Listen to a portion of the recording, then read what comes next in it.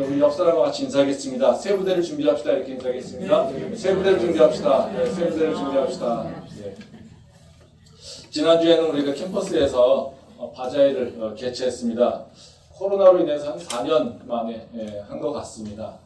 바자회 개최하면서 오랜만에 해서 그런지 마치 이제 처음 하는 것처럼 낯설기도 했었지만 그래도 하나님께서 은혜 주시고 또 성도님들께서 많이 참여해 주셔서 정말 성공적으로 마칠 수 있었습니다. 그래서 저는 이 시간을 빌어서 다시 한번 하나님께 감사드릴 뿐만 아니라 우리 성도님들께 정말 감사를 드립니다.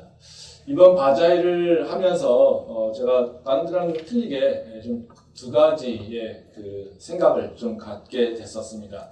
이제 하나님께서는 한 가지는 하나님께서 우리가 지금 하고 있는 일을 참 기뻐하실 거다라고 하는 확신을 좀 갖게 됐습니다. 이번 바자회에 오신 분들이 이렇게 놀라서 하시는 말씀들이 있더라고요. 이렇게 규모가 클 줄 몰랐다. 이렇게 사람이 많을 줄 몰랐다. 이런 얘기들 하시더라고요. 처음관에 있는 마당을 거의 다 사용하면서 정말 사람도 많고 물건도 많고 해서 많은 사람들이 이게 오고 가는 것들이죠. 그러니까 한 50여 명이 출석하는 교회에서 하는 그런 바자회 규모가 아니라는 거죠. 많은 사람들이 그냥 조그만 교회에서 하는 거니까 그냥 조그만 바자회라고 생각을 했었는데 와보니까 좀 달랐다는 거죠. 이것은 우리의 능력이 아니라 하나님께서 관심 가지시고 또 많은 은혜와 또 공급하심이 있었기 때문에 가능한 거고요. 또 이것은 또 하나님께서 그것은 바로 이 행사를 기뻐하시고 이 행사를 통하여서 하나님께서 우리에게 하시고자 하는 일들을 좀 이루어가고 있다는 것을 좀 느낄 수가 있었습니다. 그래서 바자회를 하면서 그냥 예전에는 그냥 저도 참여한다 또는 마땅히 해야 될 거 한다 이런 생각이었지만 하나님께서 기뻐하시겠다라고 하는 것을 다시 한번 생각을 했었습니다. 왜 노트북을 열고 그래? 그리고 또 다른 하나는 뭐냐면요. 이제 하나님께서 우리 교회의 새로운 역사, 그러니까 하나님께서 약속하신 것이 좀 이루어지는 때가 가까워지고 있는 거 아닌가라고 하는 생각을 좀 했었습니다. 우리 교회가 이 캠퍼스에 세워진 것은 하나님께서 사명을 주시고 또 그 사명을 통해서 우리에게 하나님의 말씀이 이 캠퍼스에 전해지는 것을 보게 하신다라고 하는 그 약속이 있기 때문에 세워졌다는 거죠. 그러니까 몇 사람이 그냥 모여서 교회에 있어야 됩니다라고 하는 것이 아니라 분명히 이 시대에 이 캠퍼스에 교회가 필요하고 이 캠퍼스의 복음화가 이루어져야 되고 이 캠퍼스 통해서 청년들이 변화되어야 된다라고 하는 것, 그 변화를 바로 우리 교회를 통해서 하시겠다라고 하는 그 약속을 믿고 우리가 시작했다는 거죠. 근데 그 약속이 참 이렇게 쉽게 와닿지는 않지 않습니까? 저도 마찬가지입니다. 언제나 이루어질까? 어떻게 이루어질까? 우리의 능력이나 우리의 시야로는 그 잘 보이지 않기 때문에 그 약속이라고 하는 걸 자꾸 잊게 된다는 거죠.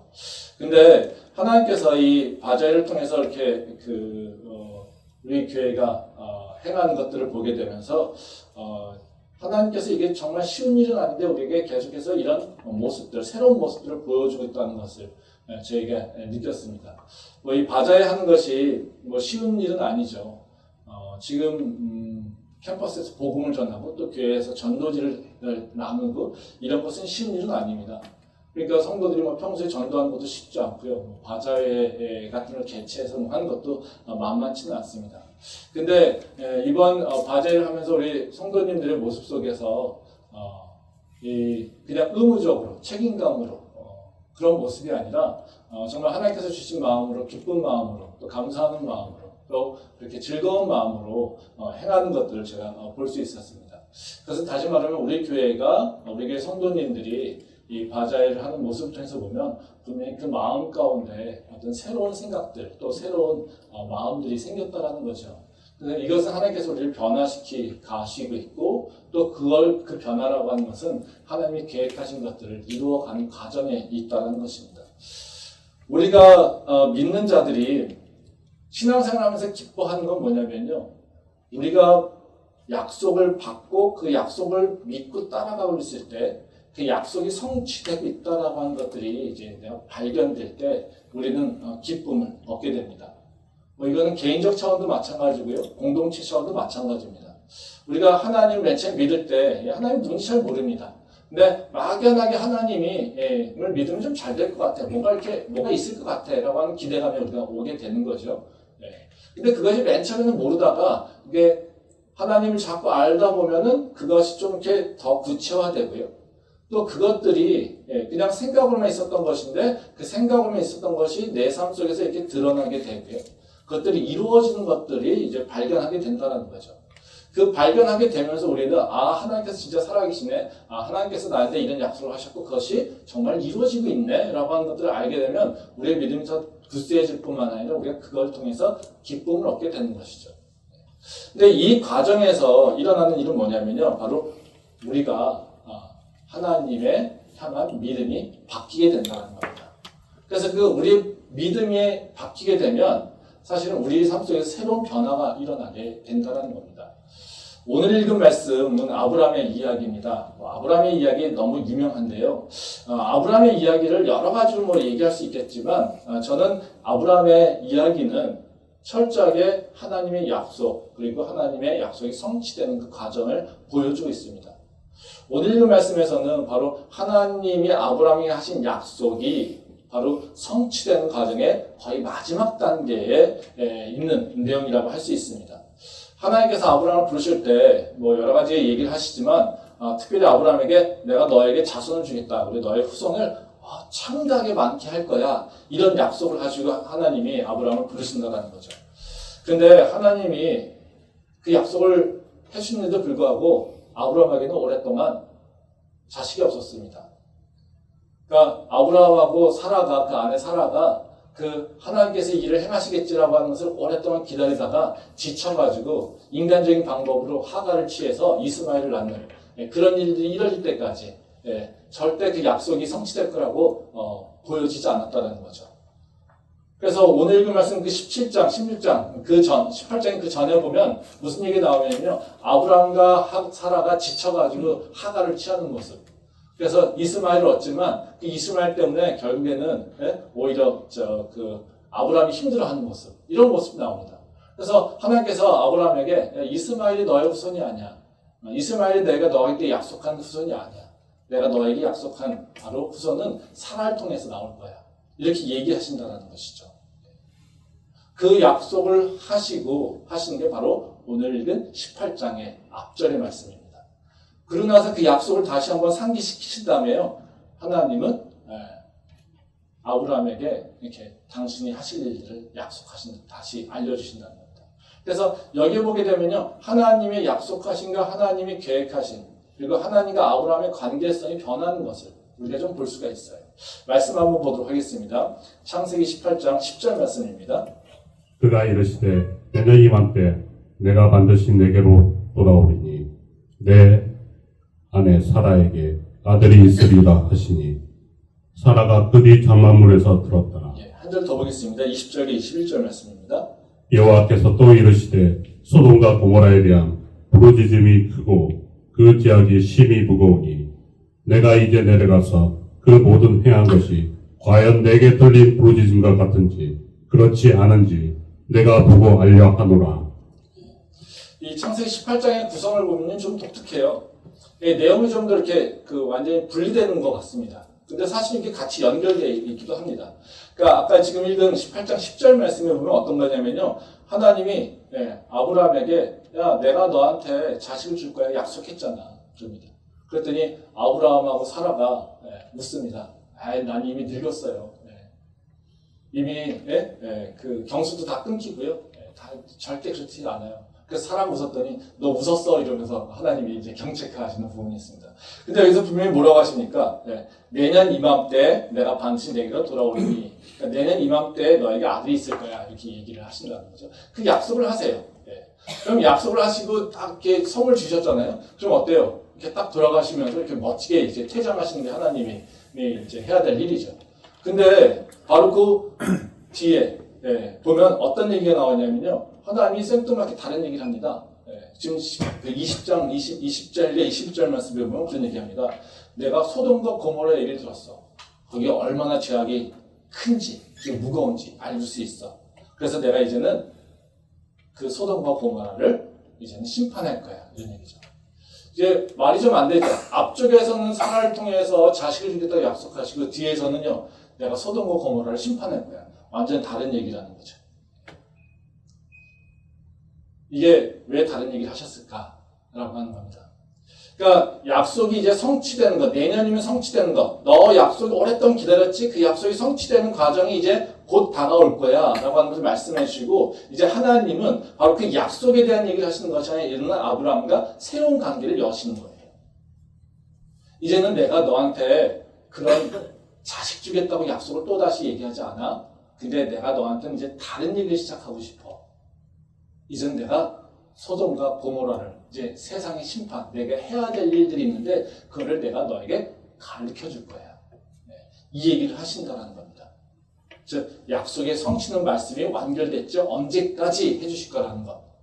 근데 그 다음에 이제는 하나님이 또 아브라함과 새로운 관계를 여시는 것이 소돔과 고모라의 그 심판하실 것을 이제는 아브라함에게 알려주신다는 겁니다. 사전에.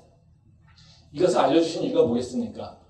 아브라함의 일종의 테스트? 아니면 아브라함과 뭔가 새로운 관계를 여는 거라고 알 수 있다는 것이죠. 왜냐하면 바로 아브라함은 그 소돔과 고모라에 자기의 조카 롯이 살고 있다는 걸 기억하고 있습니다. 근데 소돔과 고모라가 이제 심판받게 되면 자기의 조카가 죽을 수 있다라고 하는 그런 것들을 생각하게 되는 것이죠. 그래서 이제 아브라함은 자식에 대한 고민이 아니라 이제는 조카 롯에 대한 고민을 하게 된다는 거죠. 그래서 약속이 어떻게 성취될까 이걸 고민하고 있다가 이제는 지금 당장 내 조카 하나님이 이런 일을 하신다는데 나는 어떻게 반응해야지? 라고 하는 그 고민들을 하나님께서 던져두신다는 거죠. 그래서 이 과정을 보게 보면 하나님은요 바로 아브라함에게 처음 아무런 비전도 없고 아무런 꿈도 없고 아무런 계획도 없는 아브라함에게 아무런 이유 없이 부르십니다. 그리고 아무 계획 없던 아브라함에게 야 내가 너에게 새 일을 할 거야. 내가 너를 복이 되게 할 거고 너를 통해서 복을 주게 그 복의 통로로 삼을 거고 내가 너에게 아들도 줄 것이고 너의 후손이 창대할 거야. 내가 너가 거할 수 있는 땅도 줄 거야. 그래서 내가 너를 나라의 주인을 삼을 거야. 이렇게 얘기하신다는 거죠. 근데 이 약속은 정말로 아무런 언제 이루어질지 보여지지 않습니다. 근데 하나님은 아브라함의 인생들을 계속해서 바꿔가시면서 이제 그 약속들이 그 꿈들이 이루어가는 것들을 차근차근 하나하나씩 이루어가고 있다는 거죠. 그래서 하나님이 약속하신 건요 단번에 이렇게 이루어지는 것이 아니라요 분명히 그 약속이 성취되는 과정이 있습니다. 그 성취되는 과정 가운데는요 바로 나와 하나님의 관계가 변화되는 것이 있다는 거죠. 그래서 오늘 제가 나누려고 하는 말씀은요 다른 것이 아니라 바로 하나님과 아브라함의 그 관계가 변화되는 걸 통해서 하나님의 약속이 어떻게 성취되고 있는 것인지, 그리고 우리가 그 하나님의 약속이 성취되는 것을 경험하려면 어떤 모습으로 나가야 되는 것인지 그 부분에 대해서 한번 생각을 좀 해보도록 하겠습니다. 이제 첫 번째로는 하나님의 약속이 우리 삶에서 성취되는 그 과정은 어떤 거냐면요 하나님과 나의 관계가 변해야 되는 거죠. 그러니까 나와 하나님의 관계, 그 교회와 하나님의 관계가 변해가야 됩니다. 어떤 관계로 변해가야 되냐면요 바로 하나님과 친구 되는 관계로 변해가야 되는 것입니다. 말씀 보도록 하겠습니다. 창세기 18장 17절 말씀입니다. 여호와께서 이르시되 내가 하려는 것을 아브라함에게 숨기겠느냐. 한 절 더 보겠습니다. 요한복음 15장 15절입니다. 이제부터는 너희를 종이라 하지 아니하리니 종은 주인이 하는 것을 알지 못함이라. 너희를 친구라 하였느니 내가 내 아버지께 들은 것을 다 너희에게 알게 하였습니다.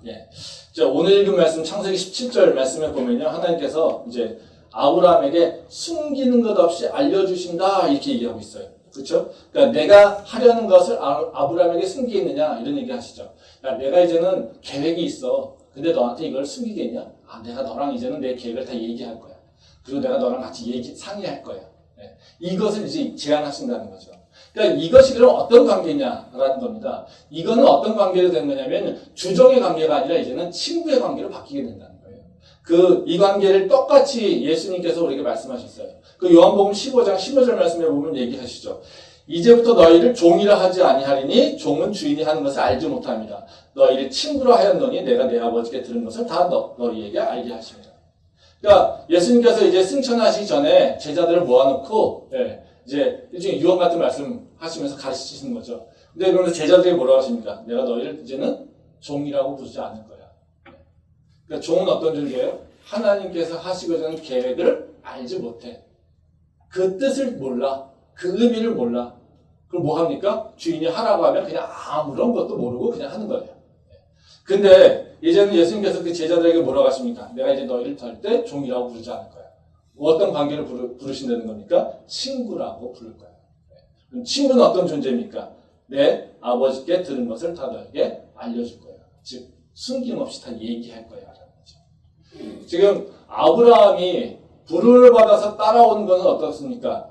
주종의 관계예요. 하나님이 주인 되시고 하나님이 축복 주신다는 걸 그걸 받으려고 사는 게, 그걸 따라오는 게 바로 아브라함의 모습이에요. 근데 아브라함에게 주신 약속, 사라를 통해서 아들을 주신다는 그 약속이 이제는 성취되는 단계가 다 왔어요. 그랬더니 하나님께서 하신 일이 뭡니까? 주종의 관계에서 친구의 관계로 아브라함과 관계를 바꾸신다는 거예요. 그래서 하나님이 지금 어떻게 해요? 내가 계획하고 있는 것, 내가 하고자 하는 것들을 내가 너한테 숨김없이 다 얘기하고 있어.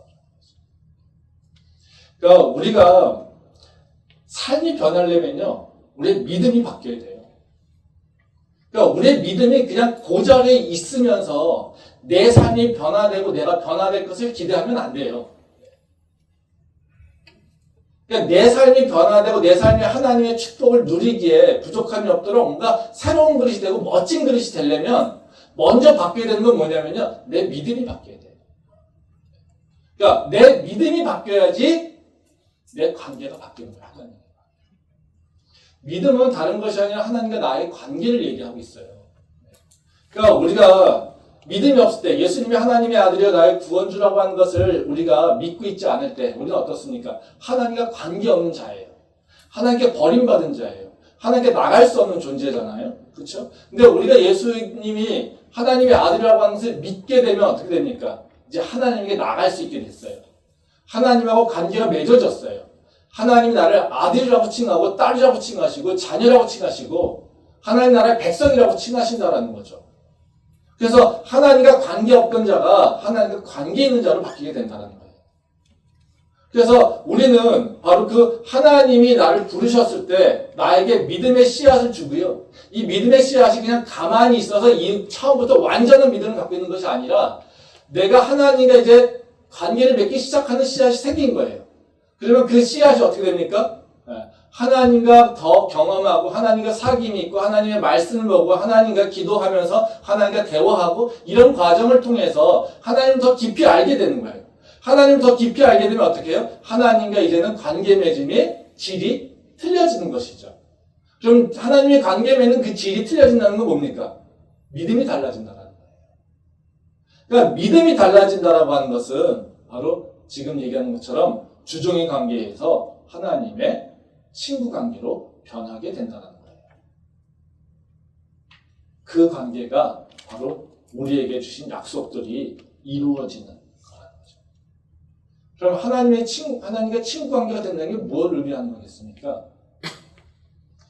예전에는요, 우리가 친구 관계가 아니라 주종의 관계라고 하는 것은 하나님의 주신 것을 받아 먹고 사는 존재예요. 그렇죠? 그러니까 하나님과 함께하는 단계가 아니에요. 그러니까 하나님이 명령하시면 그냥 예 알겠습니다 하는 단계. 또 하나님의 축복 주시면 네 알겠습니다 참 감사합니다. 은혜 주시니 감사합니다. 그리고 잘 사는 단계. 이것이 바로 주종의 단계예요. 뭐요? 철저히 하나님의 보호를 받아서 그 하나님께서 주시는 것을 누리려고 하는 단계. 이거예요.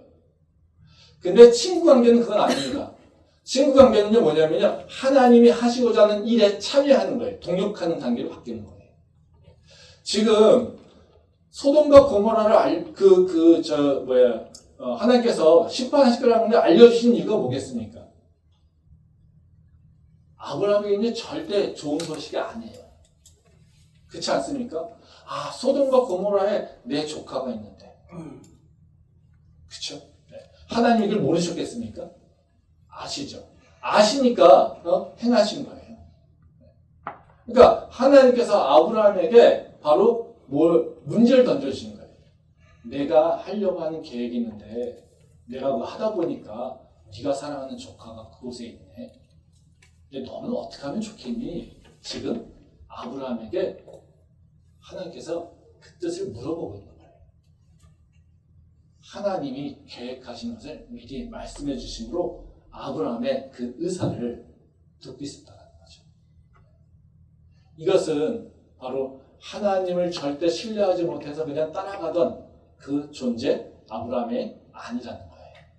아브라함은 어떤 존재였습니까? 이렇게 하나님이 계획하신 것을 알고서 내가 뭘 할 수 있을 것 같아요. 이렇게 하는 존재였나요? 그렇지 않습니다. 아브라함은 절대 그런 존재가 아니었어요. 말씀 한번 보도록 하겠습니다. 창세기 12장 7절부터 9절 말씀입니다. 여호와께서 아브라함에게 나타나 이르시되 내가 이 땅을 내 자손에게 주리라 하신지라. 자기에게 나타나신 여호와께 그가 그곳에서 제단을 쌓고 거기서 베델 동쪽 산으로 옮겨 장막을 치니 서쪽은 베델이요 동쪽은 아이라. 그가 그곳에서 여호와께 제단을 쌓고 여호와의 이름을 부르더니 점점 남방으로 옮겨갔더라. 이 말씀은 하나님께서 아브라함에게 가나안을 주겠다고 약속하시고 처음 부르시는 거예요. 그래서 이 하나님이 아브라함을 부르실 때 아브라함이 바로 이제 가나안 땅을 주시겠다고 약속하시잖아요. 근데 그 가나안 땅에 도착을 했어요. 근데 여기 보면 마지막에 뭐라고 합니까? 9절에 보면 점점 남방으로 옮겨갔더라. 그러니까 하나님께서 야 아브라함아 내가 너를 이제는 믿음의 조상으로 삼을 거야. 그러니까 내가 너한테 가나안 땅을 줄 거고 가나안 땅에서 너한테 자손을 줄 거야.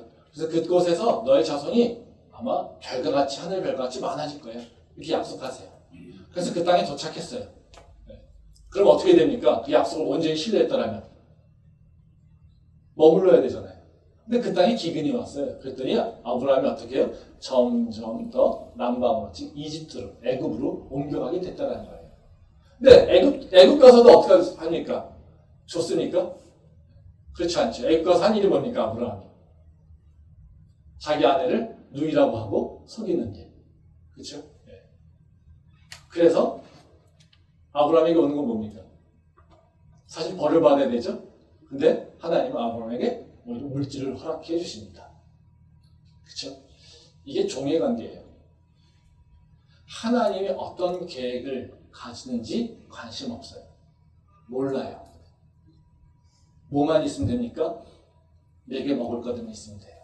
내가 안전하기만 하면 돼요. 하나님이 나를 통해 사실 계획 관심 없어요. 그래서 하나님은요, 이런 아브라함에게 너에게 어떤 일이 일어날 거야. 내가 이제는 너 주변의 일에 어떤 일을 행할 거야. 이런 계획 말씀하지 않으세요. 그냥 너는 내 보호받으면 돼. 이거예요. 이게 아브라함과 하나님의 처음의 단계의 관계라는 거죠. 근데 이런 아브라함한테 뭐라고 하십니까? 고민거리 던져주시잖아요. 야, 내가 이제는 소돔과 고모라를 이제 심판할 건데 네가 사랑하는 조카 롯이 있어. 어떡할 것 같아? 내가 어떻게 하기를 원해? 이 얘기를 물어보신다는 거죠. 다시 말하면 하나님이 계획하신 일, 하나님이 행하시고자 하는 일에 바로 아브라함이 개입할 수 있는 여지를 만들어주시는 겁니다. 그래서 이제는 어떻게 해요? 하나님의 사역에 내가 동참할 수 있는 바로 그 자리를 만들어주시는 게 바로 친구관계라는 거예요. 우리가 하나님하고 맞이해야 될 궁극적인 관계는 뭐냐면요. 바로 이 관계입니다. 하나님께서 행하신 일에 내가 참여할 수 있는 그 존재가 되는 것. 그런 믿음의 그릇을 내가 준비하는 것. 이게 바로 우리가 해야 하는 일이에요. 그러면 이 단계가 되면 뭐예요? 하나님께서 우리한테 축복 주시고 하는 그 약속들이요. 그런 건 우리는 걱정할 필요가 없어요. 그것 때문에 안절부절할 필요가 없어요. 하나님께서 나한테 축복 안 주시면 어떡하지? 이런 거 고민할 필요가 없어요. 왜요? 나는 지금 하나님과 관계 속에서 사역을 참여하고 있는데 하나님이 행하실 계획들에서 내가 지금 참여하고 있는데 그리고 하나님이 나한테 그 모든 행하실 것들을 알려주면서 지금 가고 있는데 내 삶에서 무슨 어떤 일이 일어날지 내가 지금 앞으로 이제 굶어줄 것인지 이거에 대해서 고민할 필요가 있겠습니까? 없지요. 바로 그 아브라함은 그 단계로 넘어가고 있다는 거예요. 우리도 하나님의 약속이 내 삶에서 이루어진 것을 경험하려면요. 우리의 믿음이 어떤 모습을 변해야 되냐면요. 이제는 하나님 주세요. 당신이 주지 않으면 내가 못 살아요 라고 한다는 게 아니라 하나님 무슨 일을 하기를 원하십니까? 하나님께서 어떤 계획을 갖고 계십니까? 하나님 그 계획 가운데 내가 해야 될 일이 뭡니까? 나의 생각은 무엇을 어떤 생각을 가져야 됩니까? 질문하는 단계, 참여하는 단계로 바뀌어야 된다는 것입니다. 바로 그 은혜가, 그 믿음의 그 성장이 우리 안에 있기를 소망합니다. 그렇다면 이제 하나님과 친구 관계로 간다는 거, 이 쉬운 일은 아니죠. 네. 그러면 어떻게 이게 해야지 우리가 친구 관계로 가는 걸까? 네. 오늘 말씀을 통해서 두 가지 정도가 생각을 좀 해보려고 합니다. 어떻게 하면 하나님과 친구하는 관계로 나갈 수 있을까? 이 첫 번째로 뭐냐면요. 나의 문제만을 보던 나의 그 시선이 이제는 내가 아니라 다른 영혼들을 볼 수 있는 시선이 생겨야 돼요. 즉, 내 것만 바라보다가 이제는요, 그것이 아니라 내 주변을 돌아볼 수 있는 시야가 넓어지는 모습으로 바뀌어야 된다는 거죠. 말씀 한번 보겠습니다. 창세기 18장 23절부터 27절 말씀입니다. 아브라함이 가까이 나아가 이르되 주께서 의인을 악인과 함께 멸하려 하시나이까. 그 성 중에 의인 50명이 있을지라도 주께서 그곳을 멸하시고 그 50의인을 위하여 용서하지 아니하시리이까. 주께서 이같이 하사 의인을 악인과 함께 죽이심은 부당하오며 의인과 악인을 같이 하심도 부당하나이다. 세상을 심판하시는 이가 정의를 행하실 것이 아니니이까. 여호와께서 이르시되 내가 만일 소돔 성읍 가운데에서 의인 50명을 찾으면 그들을 위하여 온 지역을 용서하리라. 아브라함이 대답하여 이르되 나는 티끌이나 재와 같사오나 감히 죽게 아뢰나이다. 이제 이 말씀은 되게 인상적인 사실 얘기입니다. 그러니까 하나님이 아브라함에게 소돔과 고모라를 심판하실 거라고 얘기하니까요. 아브라함이 반응을 보입니다. 뭐냐면요. 하나님하고 내고를 합니다. 딜을 하려고 해요. 그러니까 아브라함이 이제 하나님이 그 소돔과 고모라를 그냥 심판하는 것 자체는 의롭지 못해요. 그럼 동의롭지 않습니다. 만약에 소돔과 고모라에 50명의 의인이 있다면 어떡합니까? 악인을 벌하기 위해서 50명을 죽이실 겁니까? 이게 어찌 의롭습니까? 그렇죠? 그리고 또 45인, 40인, 40인에서 30인, 20인, 10명까지 내려갑니다. 근데 10명까지 내려가는 것은 뭐 의미를 두고 있는 것은 아니고요. 네. 이런 행위를 한다는 것 자체가 어떻게 해요? 엄청 놀라운 일입니다. 아브라함은요, 목숨 걸고 하는 거랑 똑같습니다. 생각해보세요. 인간이 하나님한테 의롭지 못합니다. 하나님의 행동이 의롭지 못합니다. 얘기할 수 있는 존재일까요? 구약시대는요, 하나님이 보는 거, 하나님을 보는 거, 하나님을 만나는 것만으로 죽었다고 생각했어요. 근데 하나님하고 지금 뭐 하고 있습니까? 당신의 행위가 의롭지 않아요. 라고 얘기하고 있어요. 어떻게 하나님이 의로우신데 바로 거기에 의인이 있는지 없는지 확인도 안 하시고 그것을 멸하려고 하십니까? 이러고 지금 따지고 있는 거예요. 지금 아브라함이 뭐 하고 있는 거예요? 지금 목숨 걸고 지금 하고 있는 거 아니죠. 이거는 인간으로서 할 수 있는 것이 아니에요. 근데 아브라함이 왜 합니까? 너 때문에 그렇다는 거죠. 말씀 보도록 하겠는데요. 이사야서 45장 9절 말씀입니다.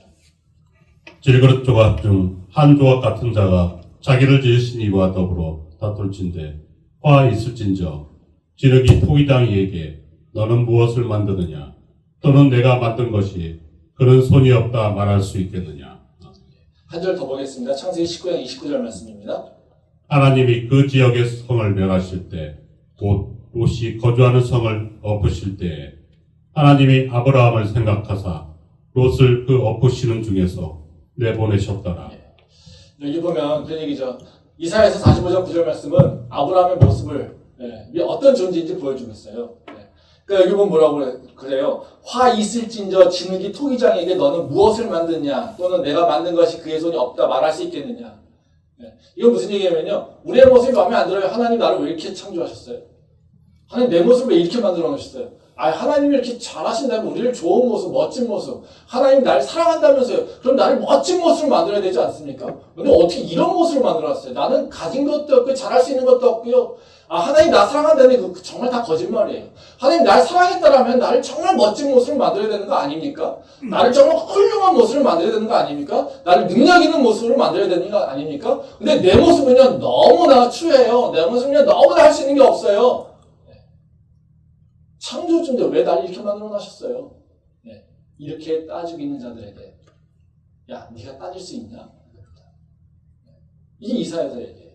야 네가 어떤 존재야? 티끌 같은 존재. 너는 피조물이야. 하나님이 창조주시고 넌 피조물이야. 피조물이 창조주한테 이래라 저래라 얘기할 수 있겠느냐? 얘기할 수 없어 이겁니다. 근데 지금 아브라함이 뭐 하고 있어요? 하나님 당신이 그러시면 안 되죠.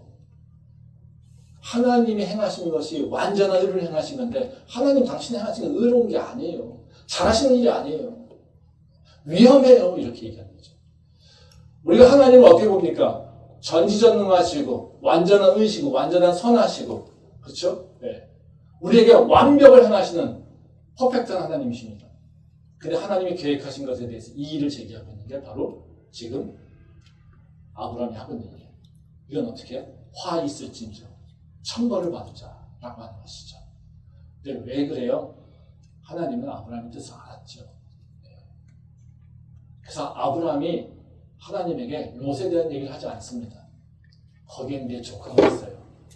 그 조카가 있기 때문에 하나님 혹시 내 조카가 의인인데 그 의인 몇만 있어도 그 사이에 내 조카가 혹시 의롭게 살고 있지 않겠습니까? 근데 그 의인까지 죽일 수 있겠습니까? 그러시면 안 되죠. 그것 때문에. 그래서 근데 아브라함은 그 롯의 얘기를 하지 않습니다. 근데 하나님은 어떻게 해요? 아브라함이 왜 이렇게 얘기하는지를 알고 있어요. 아브라함이 지금 자기의 목숨을 내놓고 누구를 위해서 지금 간청하고 있는 겁니까? 롯을 위해서요. 그렇죠? 그래서 아브라함이 롯을 얘기하지 않아도 하나님이 어떻게 하십니까? 롯을 살리십니다. 창세기 19장 말씀이 아까 읽은 말씀이 그 말씀이에요. 그 지역의 성을 멸하실 때 곧 롯이 거주하는 성을 엎으실 때 하나님이 아브라함을 생각하사 롯을 그 엎으시는 중에 내보내셨다. 참 놀라운 일이죠. 아브라함은 하나님과 얘기할 때 롯에 대해서 한마디 하지도 않습니다. 롯은 구해주셔야죠. 이런 얘기 하지도 않습니다. 뭐만 가지고 붙습니까? 하나님과 의에 대해서 얘기합니다. 근데 하나님은 아브라함을 생각해서 아브라함의 진심, 그 마음, 속마음을 알고 있기 때문에 롯을 구원해 주신다는 거예요. 이게 하나님이 행하시는 일이라는 거죠. 왜 하나님께서는 아브라함한테 이런 걸 기대하셨을까요? 그러니까 문제 제기하실 때부터 하나님 지금 이걸 기대하고 있었던 거예요. 그러니까 내가 소돔과 고모라를 이제 멸할 건데 또 어떻게 생각하니? 이걸 물어보신 거잖아요. 그렇죠? 그러면 아브라함 입장에서 어떻습니까? 되게 큰 고민이에요. 지금 어때요? 내가 여기서 가만히 있으면 내 조카 롯이 죽을 텐데. 같이. 와, 근데 내가 지금 하나님한테 나가자니 내 목숨이 위태로운데. 그렇죠? 그럼 우리는 어떻게 선택합니까? 내 목숨을 걸고서 롯을 위해서 일할 겁니까? 아니면 내 롯을 포기하겠습니까? 지금 아브라함이 선택한 건 뭡니까? 내가 롯을 구하기 위해서 내 목숨을 거는 거예요. 자기 안위가 아니라 내가 사랑하는 자를 위해서 내 목숨을 걸고서 지금 하나님께 도전하고 있는 거예요. 하나님께서 아브라함에게 원하셨던 그 믿음이라고 하는 건 바로 이 모습이라는 거예요. 맨날 너 자식이 있을까 없을까? 내 후손이 없는데 어떻게 하면 내 후손을 얻을 수 있을까? 하나님한테 좀 잘 보이면 내 후손이 생기지 않을까? 그래서 열심히 쫓아왔는데 기다려다 아무리 기다려도 내게 아들은 생길 것 같지 않아요. 그래서 하나님 믿지 않아. 하나님 기대하지 않아. 그냥 내가 하나를 취하면 돼. 내가 무슨 아들을 못 낳을 것 같아? 이러고 이스마엘을 취한 거예요. 근데 그것을 보고 하나님께서 뭐라고 합니까? 아니라고 얘기하잖아요. 그렇죠? 너를 향한 내 계획이 있어. 내가 너를 향해서 내 뜻이 있어. 내가 너를 끝까지 내 일을 이룰 수 있도록 너를 인도할 거야. 그래서 이스마엘이 네 아들이 아니야. 네 후손이 아니야. 얘기하신다는 거죠. 그리고 뭐예요? 근데 너가 고민될 것은 그 아들 문제가 아니야. 네가 고민해야 될 문제는 바로 하나님이 행하실 일들에 대해서 네가 어떻게 반응할 건지를 고민해야 되라는 거예요. 너희 아들 얘기가 아니라 네가 사랑하는 조카, 그 생명들이 어떻게 되는지 네가 고민해야 되라는 거예요. 이 믿음이 있었기 때문에 나중에 이삭을 드릴 수 있는 믿음으로 성장하게 되는 것이죠. 우리가 하나님의 계획하신 것을, 그리고 하나님 나에게 약속하신 것을 이게 이루어지는 것을 보려면요, 내 것만 바라보면서 이것만 주세요, 이것만 주세요 해서는 그 하나님의 그 일하심을 볼 수가 없어요. 하나님이 말씀하신 것을 내가 이제는 행하겠다라고 하는 믿음으로, 이제는 나의 유익이 아니라 바로 하나님의 유익을, 하나님이 사랑하는 영혼들을 유익을 구하기 위해서 내가 뭔가 하겠다라고 하는 것에 대한 관심이 있어야 된다는 거죠. 우리가 바제를 통해서 확인한 것은 다른 것이 아니라 바로 영혼에 대한 마음이 있기 때문에 그렇죠. 우리가 바제한 게 돈을 벌기 위해서 한 거니까, 수익을 내기 위해서 그런 겁니까? 그렇지 않습니다. 우리가 바제를 한 목적은요, 다른 것이 아니라 하나님의 그 사랑과 하나님의 선하심, 그것을 드러내면서 복음을 전하려고 하는 거예요. 캠퍼스에서 복음 전하기 어려우니까요, 바로 그런 일을 통해서 우리가 내 육신이 힘들지만요, 바로 그것 때문에 한 거예요. 우리가 바제를 통해서 제가 그래서 본 것은 뭐냐면요, 우리 성도님들이 복음 전하는 것에 대한 마음이 있다는 거죠. 우리 강사님들 전파하시면서 애들 오면 왜 교회 다니냐? 무슨 과니? 교회 다니냐? 전파하는 거에 관심 있는 것이 아니라 너가 누구니? 너가 교회 다니니? 너가 예수 믿니? 너 교회 다녔었니? 이거에 관심을 갖고 있었던 거죠. 그러니까 말 한마디가 전 몇 장 덮하는 게 중요한 게 아니라 너 교회 다니? 무슨 과니? 이건 뭐예요? 관심이. 영혼에 대한 관심이 있다는 겁니다. 그건 뭐겠습니까? 하나님께서 우리에게 바로 그 친구 관계로 하나님의 일에 동참할 수 있도록 우리에게 믿음을 주셨다는 거죠. 그것이 바로 우리가 몸이 지치지만 그래도 하나님께서 행하신 일이라고 믿고 그 일에 참여하고 그것에서 바로 영혼에 대한 관심을 갖고 할 수 있는 것 아니겠습니까? 저는 이런 그 바자회에서의 도전이 그냥 바자회를 끝나는 것이 아니라 우리 교회 안에서도 계속해서 이루어지면 좋겠습니다. 영혼에 대한 관심을 갖고요, 계속해서 전도하고 복음을 전하고 또 우리 안에 오는 새가족들과 그 사랑의 관계를 맺었으면 좋겠습니다. 우리 교회 이렇게 얘기를 들어보면 우리 교회 성도님들 되게 얌전해요. 그리고 되게 젠틀합니다. 근데 얌전하고 젠틀한 게 좋은 부분이 있는데요, 또 부정적인 부분도 있어요. 새가족 입장에서 보면. 왜냐하면 얌전하시니까 잘 낯을 가리시는 부분이 꽤 많죠. 그러니까 새가족이 와도 이렇게 아는 척을 잘 안 합니다. 그러니까 그 새가족이 와도 아는 척을 안 하는 이유는 그냥 관심이 없어서가 아니라요. 내가 뭘 나까지. 또 낯 가리는 사람인데 저 사람도 내가 가면 부담스러워하지 않을까? 그런 부분도 있을 수 있죠. 근데 많은 새가족들이 얘기하는 건 뭐냐면요, 여기 교회는 다 점잖고 다 공부를 많이 하고 그래서 그런지 이렇게 잘 와닿지 않는다는 거죠. 오히려 그것 때문에 내가 어떻게 껴야 되지? 낄 수 있을까? 이런 생각을 하게 된다는 거예요. 우리의 관심이 있다라고 하는 것을 잘 못 느끼게 된다는 거죠. 저는 그래서 우리가 조금 도전 좀 했으면 좋겠어요. 우리가 뭐 아브라함처럼 목숨을 걸고 하나님한테 그렇게 도전해야 돼 이런 뜻이 아니라요. 우리가 도전한다는 건 뭐냐면요, 내 모습을 이렇게 지키려고 하는 것이 아니라 내 모습에서 좀 벗어나는 확장이 좀 필요합니다. 우리가. 그러니까 하나님의 일을 하려면요, 내 모습을 지키면서 하는 것이 아니라 내 모습을 벗어나는 일을 좀 해야 돼요. 그게 우리한테 도전이에요. 그러면서 우리가 성장하게 되는 거거든요. 그러니까 내 모습을 지키면요, 절대로요, 내가 성장이 일어나지 않아요. 근데 내 모습을 깨려고 할 때 나한테 성장이 일어날 수 있다는 거죠. 그러니까 내가 불편한 부분이 있으면 그 불편한 부분을 이렇게 극복하는 방법을 찾아내야 돼요. 그게 내가 성장하는 거라는 거죠. 우리 낯을 가립니다. 우리 얌전합니다. 그렇지만 분명히 하나님께서 나한테 원하시는 것은 저 친구들하고 이야기하기를, 또 저 친구한테 환영한다라고 얘기를 하기를, 저 친구한테 따뜻함을 표현하는 것, 이것 하나만으로도 우리한테는 도전일 수 있겠지만 그것이 하나님께서 기뻐하시는 일이 있을 수 있다는 거죠. 저는 그래서 우리 교회가 그런 부분에서 다시 한번 도전하려는 마음이 있었으면 좋겠어요. 그리고 복음 전하는 거 참 쉽지 않잖아요. 저도 우리 학생들 보면서 예수님 복음 전하려고 눈치 엄청 봅니다. 근데 하면서 되게 두려운 부분이 있어요. 이 목사인데도 불구하고요. 내가 이거를 교수로서 이거를 전할 때 얘가 어떻게 받아들일까? 이상하게 받아들이면 아닐까? 이런 두려움이 있어요. 저도요. 근데도 때론 욕심내고 그냥 무대포처럼 그냥 얘기하고요. 그런 경우가 있다는 거죠. 근데 그때 또 하나님께서 또 일하시는 게 있더라고요. 그러니까 우리가 바로 그런 믿음의 도전이 좀 필요한 것 같아요. 우리가 바자회 할 수 있는 능력 아니지 않습니까? 근데 우리가 했잖아요. 그렇죠? 그거 하면서 얼마나 걱정했습니까? 이거 하면 될까? 이렇게 해도 될까? 이거 하면 뭐라고 하지 않을까? 이거 홍보 지원은 또 뭐라고 하지 않을까? 그렇죠? 근데 우리 홍보하려고 그 기념품 만든 거 다 잘 맞지 않습니까? 또 안 받으면 어때요? 다른 사람 주면 되는 거죠. 그렇죠? 그럼 그런 모습들이 사실 우리한테 도전의 모습이라는 거죠.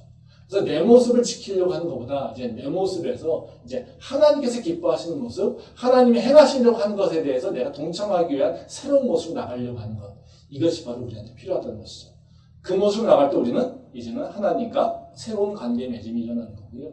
그리고 하나님께서 나에게 주신 그 약속들이 성취된 것을 자연스럽게 경험할 수 있다는 거예요. 그런 믿음이 우리 안에 있기를 소망합니다. 두 번째로 이제 하나님과 친구 관계로 나가기 위해서 해야 될 일은 뭐냐면요. 서로 사랑하는 겁니다. 교회 안에서 우리 공동체 안에서 하나님을 사랑하는 마음이 있어야 되는 거죠. 말씀 한번 보겠습니다. 요한복음 15장 15절부터 17절 말씀입니다. 이제부터는 너희를 종이라 하지 아니하리니 종은 주인이 하는 것을 알지 못함이라. 너희를 친구라 하였노니 내가 내 아버지께 들은 것을 다 너희에게 알게 하였습니다. 너희가 나를 택한 것이 아니요 내가 너희를 택하여 세웠나니 이는 너희로 가서 열매를 맺게 하고 또 너희 열매가 항상 있게 하여 내 이름으로 아버지께 무엇을 구하든지 다 받게 하려 함이라. 내가 이것을 너희에게 명함은 너희로 서로 사랑하게 함이라. 아멘. 이제 이 말씀은 예수님이 우리가 종이 아니라 친구라고 부르신 이유에 대해서 설명하고 있는 말씀이에요. 그래서 예수님에게 우리에게 그 하나님 말씀을 모두 알려준다라고 하는 그 이유는 뭐냐면요. 여기 보면 말씀을 보면 우리가 열매 맺게 되는 존재가 되기 위해서. 그렇죠? 네. 거기 보면 16절에 그런 얘기를 하죠.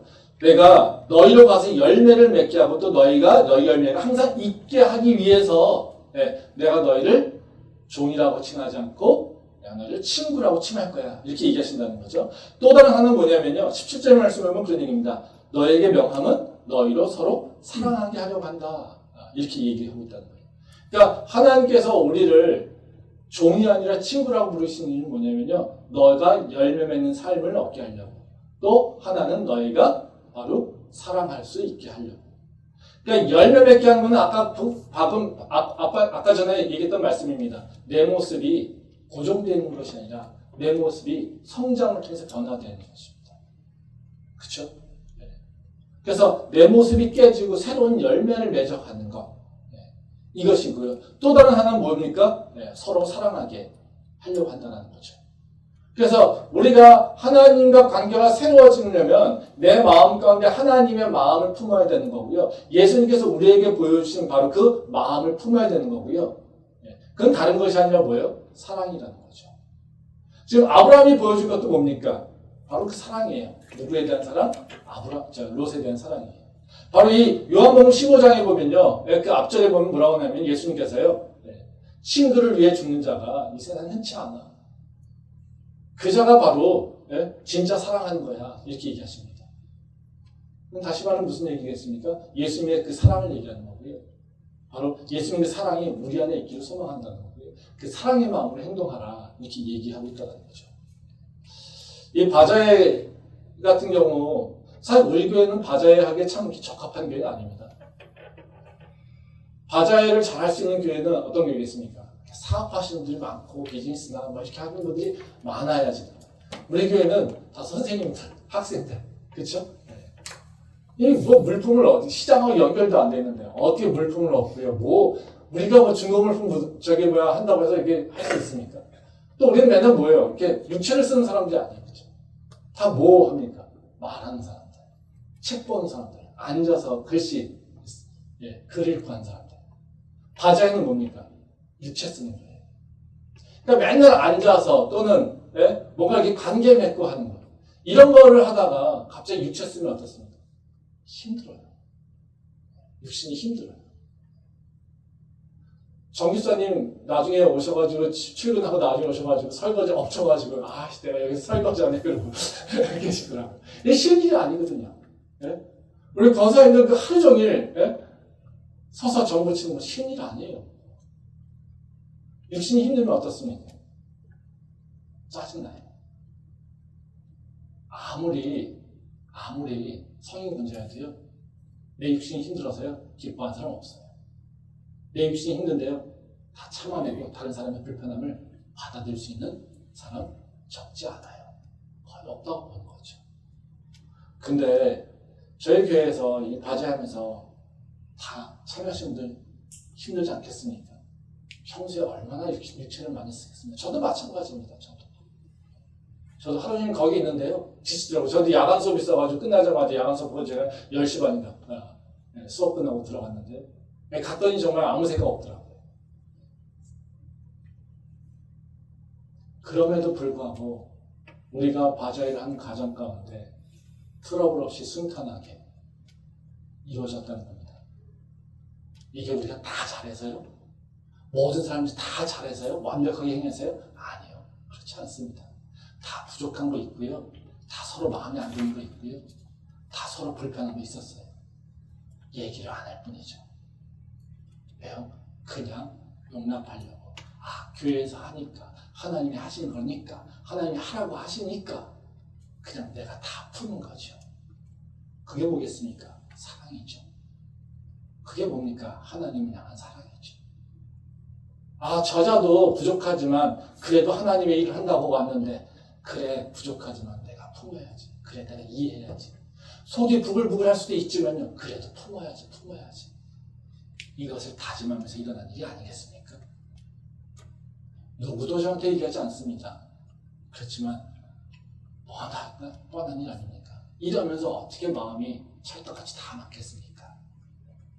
근데 이것을 문제로 만들지 않는 것, 이게 뭐겠습니까? 사랑의 힘이죠.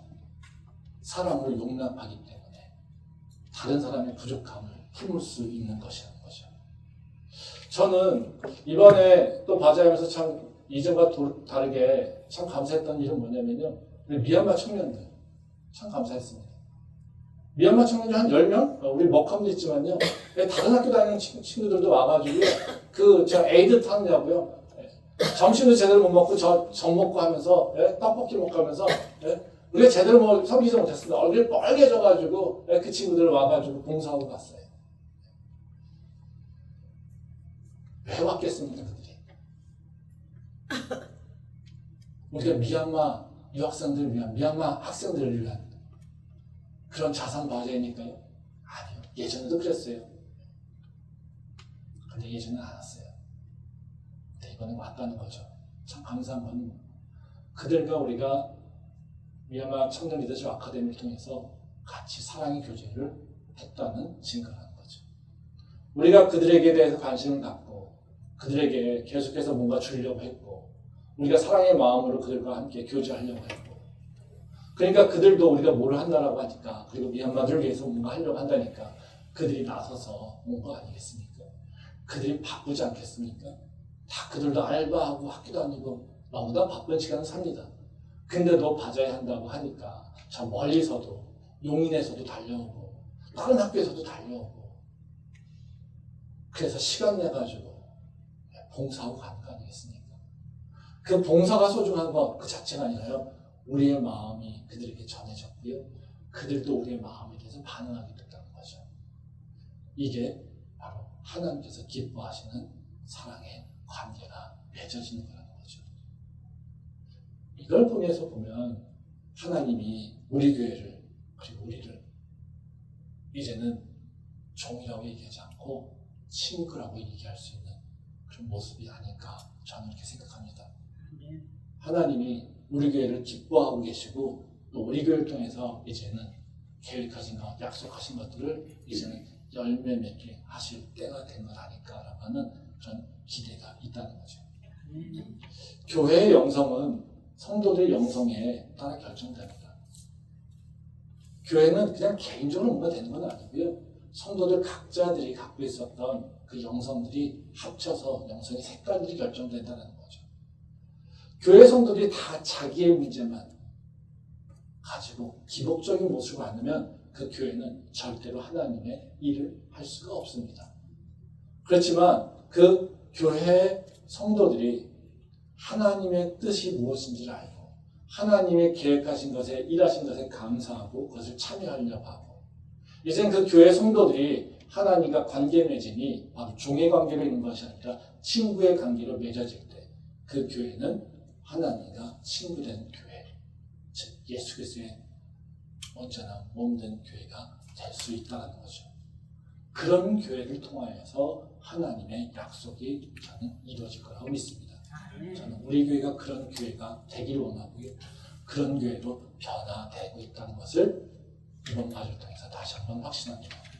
그래서 하나님께서 우리에게 행하실 바로 그 새로운 일들을 그리고 하나님께서 우리에게 주실 그 축복의 약속들이 이루어질 것을 기대하면서 주님 앞에 더 열심히 나갈 수 있는 우리 모두 될 수 있기를 소망합니다.